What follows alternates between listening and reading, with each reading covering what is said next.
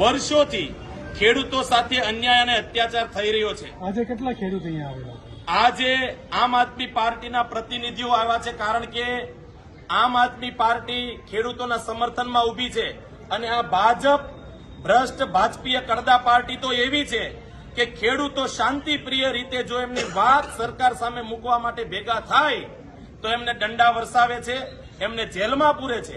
આજે અમે એ જ માંગને લઈને અહીંયા કલેક્ટરશ્રીને મળવા આવ્યા છીએ કે જે ઘટના બોટાદના હળદર ગામમાં બની એ ઘટનામાં ખેડૂતો શાંતિપ્રિય રીતે સરકારને રજૂઆત કરી રહ્યા હતા કે અમને અમારા પાકના ભાવો પૂરા મળે અને એમાં જે લૂંટ ચાલે છે બંધ થાય, એટલે કે કડદો બંધ થાય।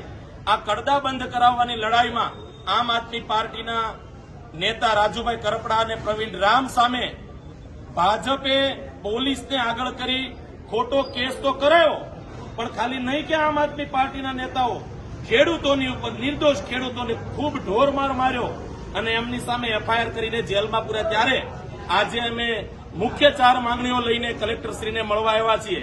એ માંગણી અમારી એવી છે કે પહેલા તો ખેડૂતો સાથે જે કડદો થાય છે કડદો બંધ થાય અને જે વેપારીઓ કડદો કરે છે એમનું તાત્કાલિક ધોરણે એમનું લાયસન્સ સસ્પેન્ડ કરવામાં આવે। બીજું કે કોઈ ખેડૂત એપીએમસીમાં એમનો માલ વેચવા જાય તો એ માલ એપીએમસીમાં વેચી દે પછી ત્યાંથી વેપારીઓ એવું કહે છે કે મારા ગોડાઉન કે મારી ફેક્ટરી સુધી મોકલવામાં આવે અને એનું ભાડું ખેડૂતોએ ચૂકવવું પડે છે।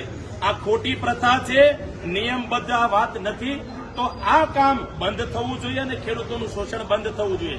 ત્રીજું, હળદડ ગામની અંદર જે મહાપંચાયત ભરાણી હતી એ મહાપંચાયતમાં જે ખેડૂતો ભેગા થયા હતા એમની ઉપર પોલીસે બર્બરતાપૂર્વક લાઠીચાર્જ કર્યો, દમન કર્યું। કોના કહેવાથી આ દમન કરવામાં આવ્યું અને જે અધિકારીઓએ નિર્દોષ ખેડૂતોને માર્યા છે એમના ઘરમાં ઘૂસીને એમની ઘરની ચીજ વસ્તુઓને તોડી નાખી છે, લાઇટ તોડી નાખી છે, માટલા તોડી નાખ્યા છે, ફ્રીજ તોડી નાખ્યા છે। આવું જેમણે કૃત્ય કર્યું છે પોલીસ અધિકારી સામે કાયદેસરની કાર્યવાહી થવામાં આવે। અને ચોથું કે જે હળદર ગામની અંદર ખેડૂતોની ઉપર કેસ કર્યા છે એ કેસ તાત્કાલિક ધોરણથી વાપસ લેવામાં આવે, કારણ કે એ બધા ખેડૂતો છે। તમને તકલીફ આમ આદમી પાર્ટીથી હોય, આમ આદમી પાર્ટી જો તમને કણાની જેમ ખૂંચતી હોય તો આમ આદમી પાર્ટીના નેતાઓ ઉપર એક વખત નહીં 100 વખત કેસ કરો, અમને દંડા મારો, અમને જેલમાં પૂરો।